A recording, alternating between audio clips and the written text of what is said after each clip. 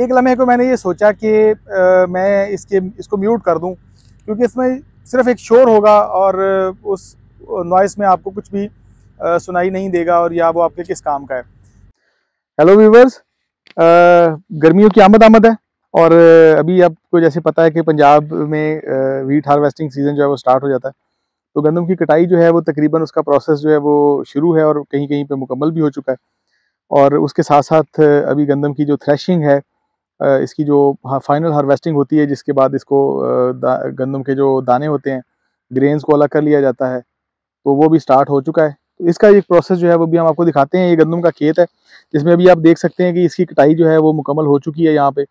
इस साल सीज़न में होने वाली बारिशों ने गंदम की फसल को काफ़ी हद तक नुकसान पहुँचाया है, लेकिन फॉर्चुनेट बात यह है कि कुछ इलाके पंजाब के ऐसे हैं जिनमें डिस्ट्रिक्ट भावल नगर जो है वो भी इम्पॉर्टेंट है ख़ास तौर पे, कि ये सब ऐसे इलाके हैं कि जहाँ पे अल्लाह के फजल से जो गंदम की जो यील्ड है वो माशाल्लाह बहुत बेहतर है और बहुत सारी अच्छी गंदम की पैदावार जो है वो मुतवक्के है।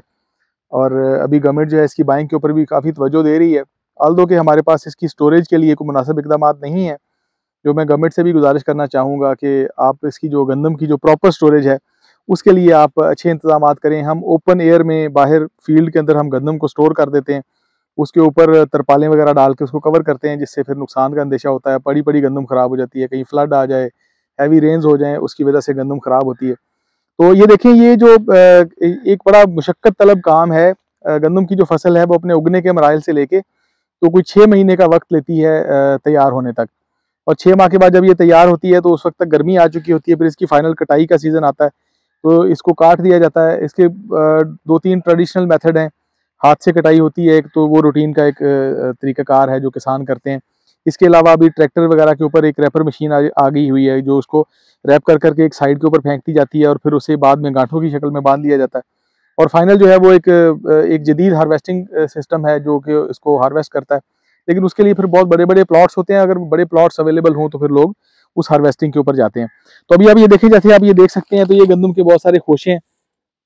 ये देखें, जैसे अभी आपको हम क्लोज करके दिखाते हैं, तो ये खोशे इस तरह के इसके खोशे होते हैं। अभी ये पकी हुई फसल जो है इसको काट के इस तरह गांठों की शक्ल में इसको बांध लिया जाता है, जैसे अभी हम आपको यहाँ पे क्लोज करके दिखाएंगे। तो यहाँ पे व्यूअर्स मैं आपको मशीन का एक ओवरव्यू देता चलूँ।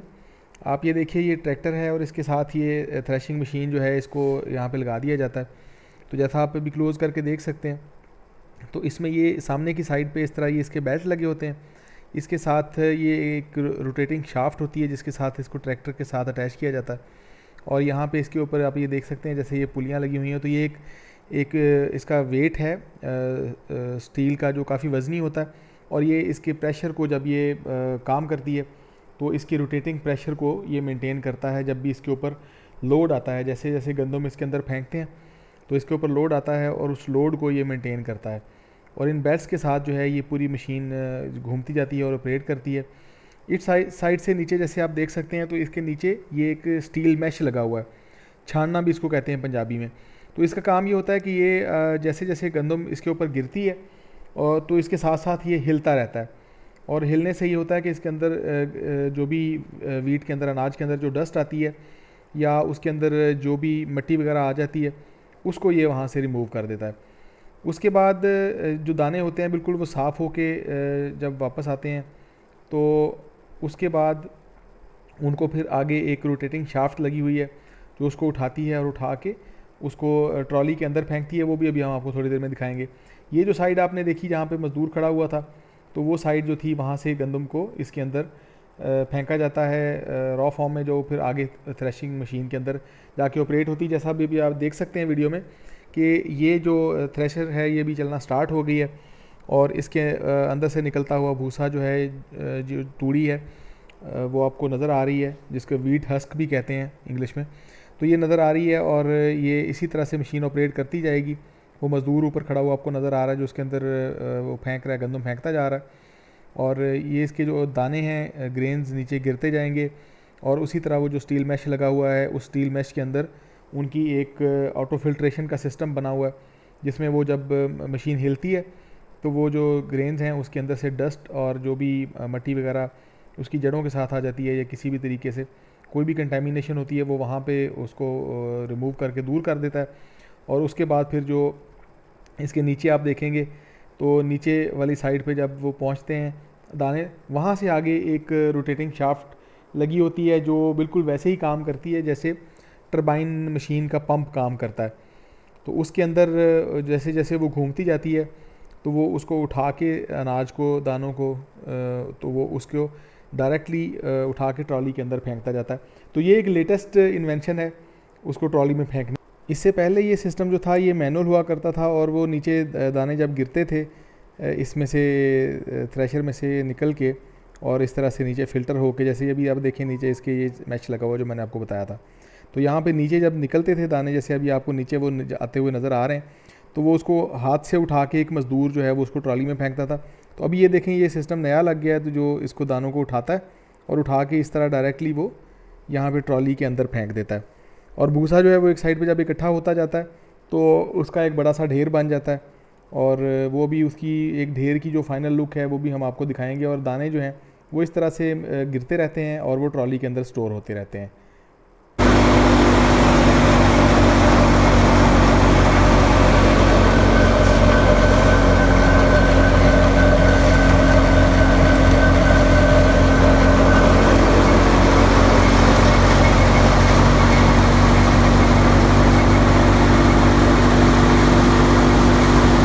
तो ये व्यूवर्स मैंने आपको इसका मशीन का एक क्लोजअप व्यू दिया। एक लम्हे को मैंने ये सोचा कि मैं इसको म्यूट कर दूं, क्योंकि इसमें सिर्फ एक शोर होगा और उस नॉइस में आपको कुछ भी सुनाई नहीं देगा और या वो आपके किस काम का है। लेकिन फिर मैंने ये सोचा कि नहीं, मैं उसको real without any editing as it is मैं आप लोगों के सामने पेश करूँ। मैं आपको ये बताऊँ कि मज़दूर जो है, किसान जो, वो किन हालात में काम करता है, वो कितनी मुश्किलात से गुजरता है जब वो हमारे लिए गंदम प्रोड्यूस करता है, और फिर वो हम तक पहुंचती है एक रिफाइंड फॉर्म के अंदर और फिर हम उसे खाते हैं। तो अभी आप ये देखें, जैसे ये पूरा गंदम का खेत है और इस खेत में ये दूर तक फैली है, वहाँ से लेके वहाँ तक, जहाँ तक नज़र जाती है वहाँ तक जो है वो गंदम फैली हुई है। मेरे अकब में पीछे आपको मज़दूर खड़े हुए नज़र आ रहे हैं, और वो मज़दूर जो है वो अपनी अपनी बारी के हिसाब से, क्योंकि मशीन जो है ज़ाहिर है उसने कंटिन्यूड चलना है और इनको मशीन के साथ पूरा उतरना पड़ेगा। ये भागते हुए अपने अपने हिस्से की गांठें उठाएंगे और उठा के मशीन तक लेके आएंगे। मशीन पे खड़ा हुआ जो मज़दूर है वो जब एक थक जाएगा तो वहाँ पे दूसरा जो है वो उसकी जगह पे ड्यूटी देगा, फिर वो थोड़ी देर के लिए सस्ताएगा, फिर उसकी जगह पे दूसरा आ जाएगा। तो ये कंटिन्यूड प्रोसेस उस वक्त तक जारी रहेगा जब तक ये कंप्लीट जो हमारे पास सामने जो खेत हैं जो दूर तक फैले हुए, जब तक इसका प्रोसेस जो है वो कंप्लीट नहीं हो जाता।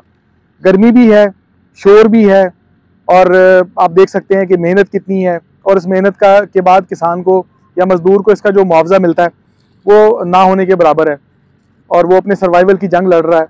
महंगाई और इस इन्फ्लेशन के दौर में वो अपने सर्वाइवल की जंग लड़ रहा है।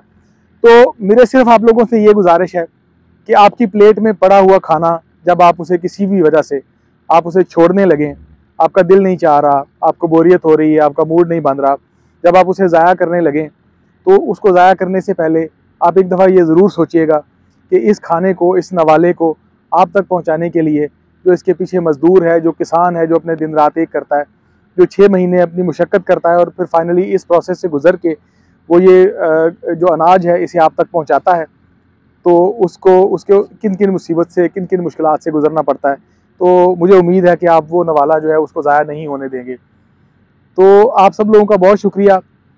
रिज़्क़ की कदर कीजिए, रिज़्क़ की कदर करना सीखिए, और ये सारी वो अल्लाह की नेमतें हैं कि जो हम तक पहुँचती हैं किसी भी हवाले से, वसीले बने हुए हैं जैसे भी पहुँचती हैं, और उस सब के लिए जो है वो हमें उसका एहसास होना चाहिए, हमें इसका ख्याल होना चाहिए, हमें इस मज़दूर के खून पसीने का, इसकी मेहनत का ख्याल होना चाहिए। अपना बहुत सारा ख्याल रखिएगा, दुआओं में याद रखिएगा। अगर आपने हमारे चैनल को लाइक और सब्सक्राइब नहीं किया तो आप इसे लाइक और सब्सक्राइब कर लें। बहुत शुक्रिया।